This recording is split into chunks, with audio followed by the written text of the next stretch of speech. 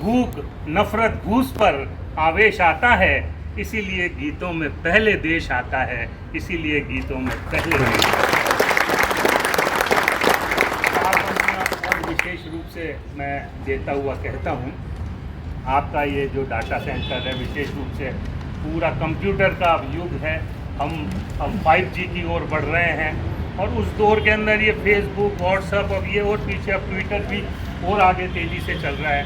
क्या परिस्थितियाँ इनसे पैदा हो रही है? एक हास्य की 4 पंक्तियाँ। स्वागत है भाई साहब। अभी परसों के रोज़ मैं अखबार पढ़ रहा था, अखबार पढ़ते पढ़ते मैंने देखा कि आजकल आप भी लोग देख रहे होंगे फेसबुक पे बहुत सारी महिलाएं, बच्चियां जो आती है कि साहब मुझे शादी के लिए वर चाहिए, फिर वो फेसबुक पे ही करते हैं। तो बस वहीं से 4 पंक्तियां मैंने उठाई कि मिलन फेसबुक पर हुआ, ट्विटर पर रोमांस और यूट्यूब पर किया म्यूज़िक के संग डांस, और म्यूज़िक के संग डांस वहीं ग्रह दोष मिलाए और बिन देखे भाले ई दुल्हन ले आए, बिन देखे भाले ई दुल्हन ले आए। क्या किशोर कविराय भाग्य ने गोली मारी, क्या किशोर कविराय भाग्य ने गोली दागी और दूल्हा रोता छोड़ माल ले दुल्हन भागी।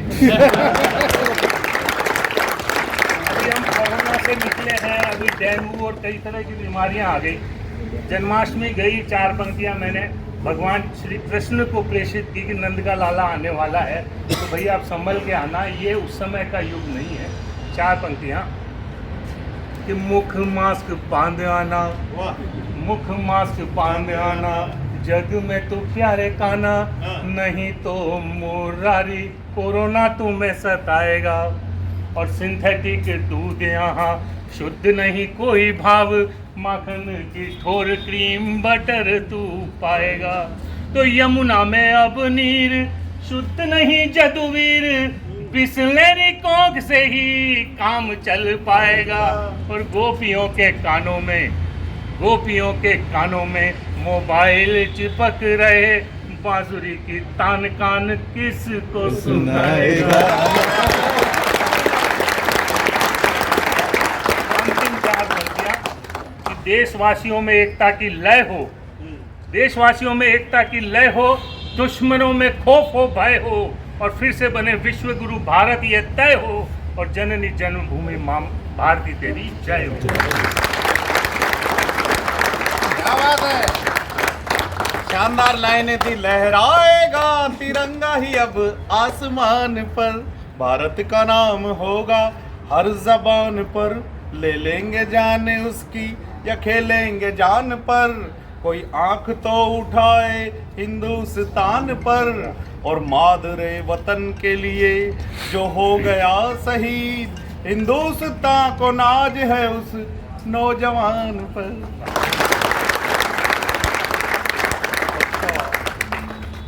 एक मिनट थोड़ा बोलने पर ड्राइवर फोन कर।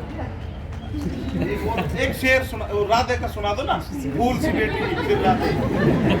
मैं एक छंद लिख रहा हूँ 2013 से निरंतर सुबह उठ के जितने मुझसे मित्र जुड़े हुए हैं उन सबको, और वो छंद यूँ लिखा कि मेरी श्रीमती जी ने मुझे टोक दिया जब भी मैं कृष्ण पे कुछ लिखता तो बोली एक बेकार है, अधूरी है, क्योंकि इसमें राधा का नाम नहीं है, राधा के बिना श्याम या कृष्ण अधूरे हैं। तब से मैं निरंतर सुबह उठ के मेरी हर पंक्ति में श्री राधे शब्द होता है, बस आनंद लीजिए थे कि भोर दोपहरी सांझ बोलिए श्री राधे, भोर दोपहरी सांझ बोलिए श्री राधे, कृष्ण कन्हैया खुद आधे बिन श्री राधे, टेलीफोन मोबाइल पर ना हलो कहो, डायल वाली टोन डालिए श्री राधे, भोर दोपहरी सांझ बोलिए श्री राधे। कि कृष्ण कन रोज अलग अलग कि कृष्ण कन्हैया श्याम वरण है श्री राधे, सबके सारे कष्ट हरण है श्री राधे, पर फंसते हैं संकट में जब खुद का ना, विपदाओं का निराकरण है श्री राधे, विपदाओं का निराकरण है। थोड़ी तालियां अपने राम सखा को मुरली प्यारी श्री राधे, सारी दुनिया है बलिहारी श्री राधे, जो मीरा रस खान सूर के वो मेरे, वैलेंटाइन कृष्ण मुरारी श्री राधे, वैलेंटाइन कृष्ण मुरारी श्री राधे, तुम मुखलिस का हंगामा समझे श्री राधे, चाहे मेरा ड्रामा समझे श्री राधे, कुछ देने को पास नहीं है कान्हा जी, मुझको यार सुदामा समझे श्री राधे।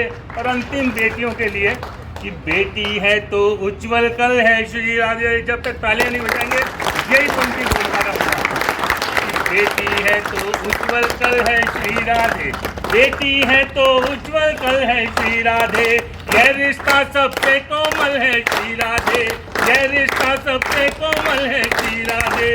बेटी पूजा की थाली में दीपक है, घर में जैसे गंगा जल है श्री राधे, घर में जैसे गंगा जल है। सर कह रहे हैं जो काम आए थे वो तो बता। टेंशन में चलते हैं अपन, तेज नहीं चलना। तेज चलेंगे धूम मचा ले, फिर गोडे टूटते कहेंगे मम्मी बचा ले। तो यहाँ से टेंशन मत लो। ये कह रहे हैं कि ऐसी चीज बताओ बच्चों में टेंशन में नहीं जाए। तुम यहाँ से टेंशन में करके क्यों भेजते हो?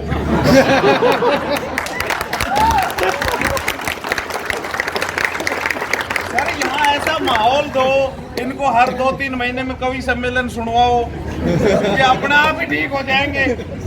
बोनस दिया कि नहीं? ये तो टकराएंगे, बोलो क्या कर लोगे आप इनका?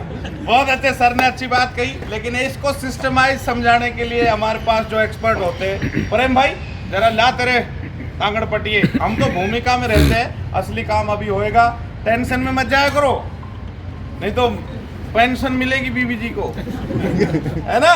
एक काम और कर लेना, घर जाके पीके मस्त लिखना यूट्यूब पे, फिर एक वर्दी वाला फोटो आएगा, उसको सब्सक्राइब कर लेना। बहुत सारे वीडियो कॉमेडी के हैं, और IAS तक पढ़ाता हूँ, तो पढ़ाने के भी है। जो बच्चे तैयारी कर रहे होंगे ना, उनको अच्छी मिलेगी। मैंने 2 बार इंटरव्यू दिए थे, बावड़ा मत समझना मुझे। हाँ। चलो प्रेम बताओ, ये चीज देखो अच्छे से समझो। इस वाकई जान तो बचनी चाहिए, किसी की भी हो जान। आंकड़ों की बात करें तो आपसे बेहतर और कौन जान सकता है। भारतवर्ष में लगभग 5 लाख दुर्घटनाएं होती हैं और 1.5 लाख मौतें हो रही हैं। रेशो बहुत ज़्यादा है मरने। तो इनको कम करने के लिए हमें जागरूक होना पड़ेगा, अपने बच्चों को जागरूक करना पड़ेगा, क्योंकि पैदल व्यक्तियों की भी मौतें हो रही हैं। मैं आपसे जानना चाहता हूं कि जैसे इस सड़क के ऊपर आप बाहर जाएंगे पैदल व्यक्ति बन करके, तो आपसे किस ओर से आपको ट्रैफिक मिलेगा, राइट या लेफ्ट में? आप सड़क क्रॉस करोगे तो सबसे पहले कौन सी साइड से आता हुआ ट्रैफिक मिलेगा? Right side. राइट। तो आप सबसे पहले एक बार राइट देखें। ज़रूरी नहीं है कि आप उसके बीच में डिवाइडर है। अगर जैसे ये सामने सड़क है, इसके बीच में डिवाइडर नहीं है, एक सफ़ेद लाइन डली होगी या टुकड़ों में डली होगी, उसका भी एक महत्व होता है। जो सड़क के ऊपर लाइनें डली हैं, आपने देखी, उनके बारे में सोचा आपने? गूगल बाबा से कभी पूछा है आपने? मोबाइल सब कुछ जानकारी आपकी इस पे फ़ोन पे है। और ज़्यादा जानकारी के लिए हम आपके पास आ रहे हैं बार-बार। मई जून में भी आए थे, भी आ सकते थे। तो देखिए, हमें जैसे ही हम सड़क पे जाएंगे, अपने यहाँ ट्रैफिक कैसे चलता है? सड़क के बाएं से जाता है और राइट से आता है। अपना वाहन में ड्राइवर कौन सी साइड में बैठता है? राइट साइड में बैठता है। तो लेफ्ट का एरिया पूरा नज़र नहीं आता है। तो इसलिए सड़क पर आप जब भी जाएं तो एक बार राइट देखें, लेफ्ट देखें, फिर राइट देखते हुए सड़क के जब मध्य में जाएंगे तो आपको कौन सा ट्रैफिक आता हुआ मिलेगा? लेफ्ट का। तो आप एक बार लेफ्ट देखें, एक बार राइट देखें, फिर लेफ्ट देखते हुए सड़क। इसमें कई बार मैं बच्चों को पढ़ाता हूँ तो बच्चे कहते हैं एक बार इधर देखो, एक बार उधर देखो, एक बार भगवान ने देखो और नीचे देखो, फिर रोड पे दौड़ लगाओ और बाहर निकलते कर रहे सुल्तान। मैं कहा आगे रहे शमशान भी तो है। दौड़ कर कभी भी सड़क क्रॉस पार नहीं करनी चाहिए। अगर आप घना गोड्डे में जान है तो जाओ पार्क, स्टेडियम, एथलीट, मिल्खा भाग, यहाँ नहीं। चल भाई तू, अरे तू बीच में क्यों नहीं? मैं तो ऐसे ही बोलूँगा, तू कर ले, क्या करेगा? अगर आप ट्रैफिक में फंस जाते हैं तो हड़बड़ाए नहीं, आगे पीछे भगे नहीं। आप एक जगह रुक जाएंगे तो वाहन चालक आपको बचा जाएगा। अगर आपको जानकारी है तो आप अपने बच्चों तक भी ये जानकारी दें। आप सड़क पर गाड़ी लेकर निकलते हैं, बाजार में जाते हैं, बच्चों को साथ ले जाते हैं, तो रोड साइन से संबंधित जो ये सड़क की अपनी एक भाषा होती है, रोड साइन, उनके बारे में सड़क के किनारे लगे होते हैं, लोहे के एंगल पर आपने देखे हैं। अगर आप जानते हैं तो उन बच्चों को बताते हुए जानकारी देते हुए ये साइनेज ये साइन इस चीज़ का है, इसका मतलब ये है, इसका मतलब ये है। ये साइनेज एक बार दिखाई दो। ये लगवा देते हैं। यहाँ से काफी आदमी सोचता है ना, एक रंबल स्ट्रीम आती है जिसमें ये 3 आकृति के होते हैं। पहले होते हैं गोल, गोल जिसकी आकृति होगी वो है आदेशात्मक मैंडेटरी। ये दो तरह के आदेश देता है, एक जो कार्य करना है और एक जो नहीं करना है। नहीं करने वाले को बाहर की परिधि रेड, उसके बाहर की परिधि रेड मिलेगी और रेड लाइन से क्रॉस होगा। जैसे किसी भी वाहन का चित्र बना करके, जैसे ट्रक है, बस है, कार है, जीप है, ऊँट गाड़ी है, बैलगाड़ी है, साइकिल है या पैदल व्यक्ति का भी चित्र है, अगर उसको रेड लाइन से क्रॉस कर रखा है तो वो वाहन या पैदल व्यक्ति उस सड़क के ऊपर नहीं जाएगा। अगर ब्लू कलर में है, जैसे राइट एरो का निशान है या लेफ्ट का है, तो हमें वो कार्य करना अनिवार्य है। जैसे हॉर्न का चित्र, बाहर की परिधि रेड है और रेड लाइन से क्रॉस कर रखा है, तो क्या करना चाहिए? हॉर्न नहीं बजाना चाहिए। अनावश्यक हॉर्न का उपयोग हमें नहीं करना है, क्योंकि जो बुजुर्ग व्यक्ति है, छोटे बच्चे हैं, सॉरी, उनके हार्ट पे असर पड़ता है, जिससे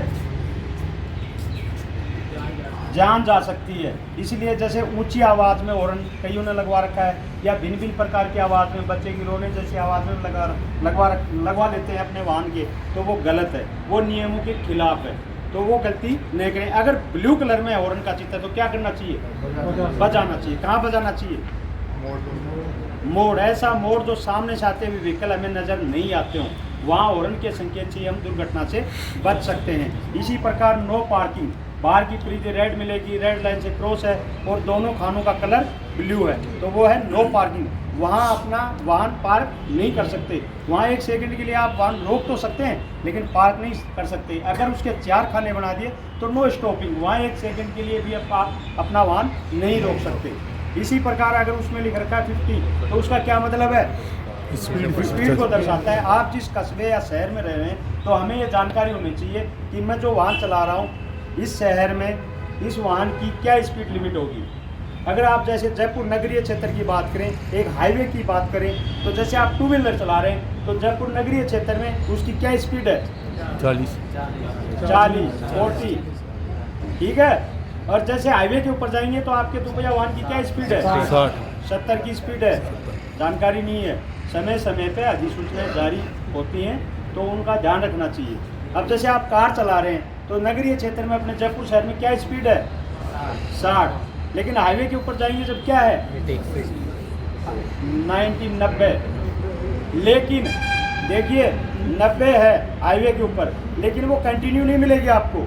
अगर उस हाईवे के बीच में कोई आबादी क्षेत्र आता है, तो उसमें आपको साइन मिलेगा 40 का या 50 का या 60 का, तो उस हिसाब से आपको। अब जैसे बाहर की परिधि रेड है और उसमें 50 लिख रखा है, तो उससे ज़्यादा चलानी चाहिए या कम चलानी चाहिए? कम चलानी चाहिए। अगर वही 50 लिख रखा है और ब्लू कलर में है, तो क्या करना चाहिए? 50 तो आपकी स्पीड होगी, जरूरी है।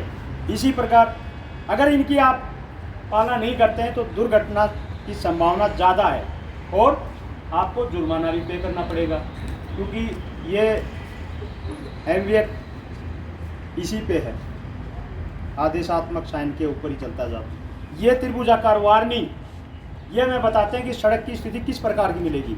ये मैं बताते हैं कि राइट एरो का निशान है तो राइट में मुड़ना है, लेफ्ट में है तो लेफ्ट में मुड़ना है, अगर टी है तो तिराया आने वाला है, अगर क्रॉस है तो चौराया आने वाला है। और ये हमें बताता है कि आगे टेढ़ी मेढ़ी सड़क मिलेगी या वाईनुमा सड़क मिलेगी या चढ़ाई मिलेगी, ढलान मिलेगी, चौड़ा पुलिया है, सकड़ा पुलिया है, चौड़ी सड़क है या सकड़ी सड़क है और कंकरी भरी सड़क है।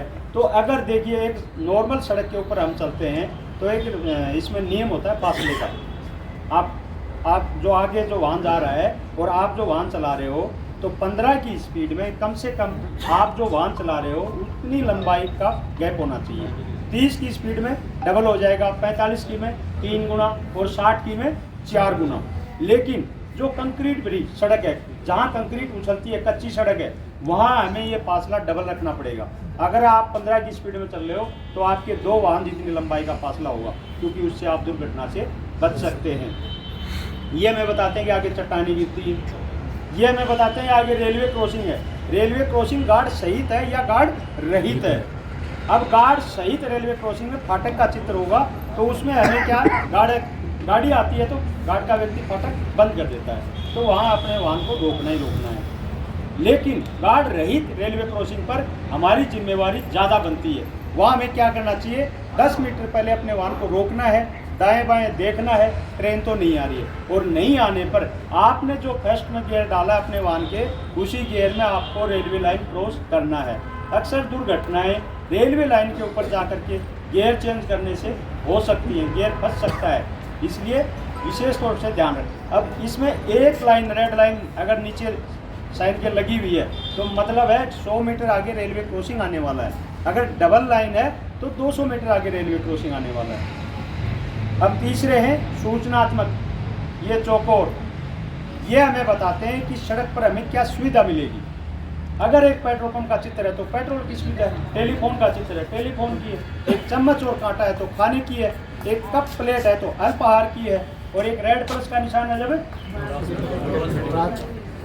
प्राथमिक उपचार की सुविधा। फर्स्ट एड का नाम सुना है?